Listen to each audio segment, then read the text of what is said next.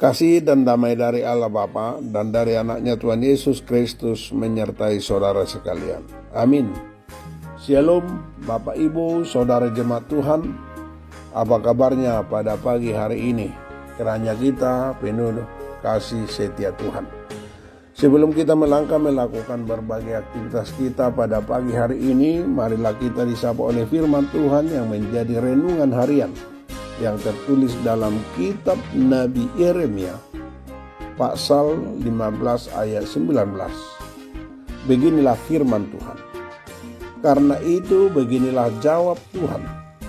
Jika engkau mau kembali, aku akan mengembalikan engkau menjadi pelayan di hadapanku. Dan jika engkau mengucapkan apa yang berharga dan tidak hina, maka engkau akan menjadi penyambung lidah bagiku. Biarpun mereka akan kembali kepadamu, namun engkau tidak perlu kembali kepada mereka. Demikian firman Tuhan. Saudaraku, kita semua pasti pernah mengalami pergumulan hidup. Tetapi bagaimana kita menyikapi setiap kita menghadapi pergumulan hidup yang sangat berat itu? Apakah kita diam? Atau apakah kita marah? Apakah kita kecewa? Atau apakah kita takut?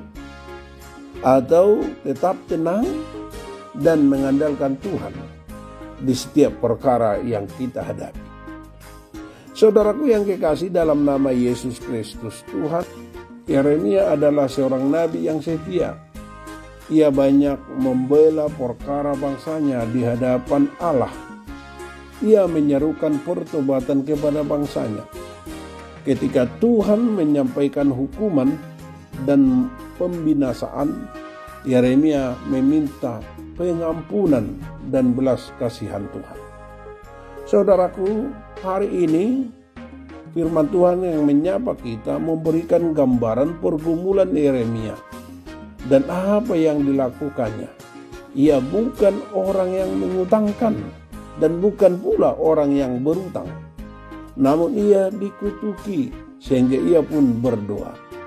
Hal itu menunjukkan betapa beratnya pergumulannya. Namun dalam ketakutannya ia tidak melupakan Tuhan.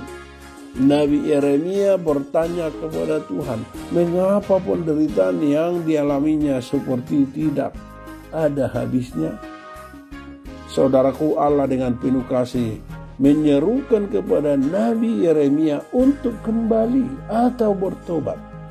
Bila Nabi Yeremia kembali kepada Allah dan percaya kepada janjinya, Allah akan menyertai Nabi Yeremia dan menguatkan dia. Itulah nats kita hari ini. Jangan lupa kepada Tuhan dalam pergumulan kita. Sebab dia sanggup melepaskan dan membebaskan kita dari pergumulan yang sangat berat itu.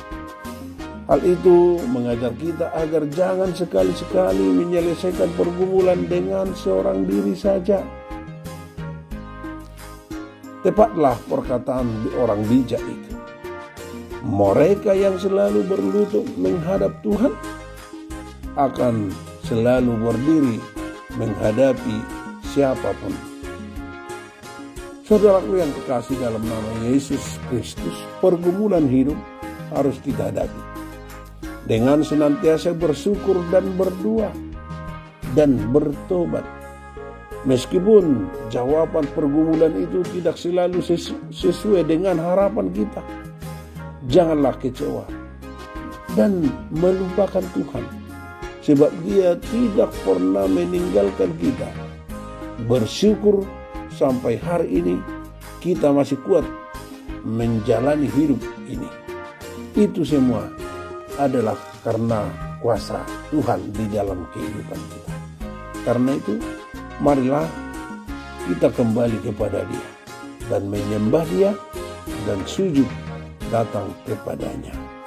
Amin. Terima kasih Tuhan atas firman-Mu yang menyapa kami pada hari ini.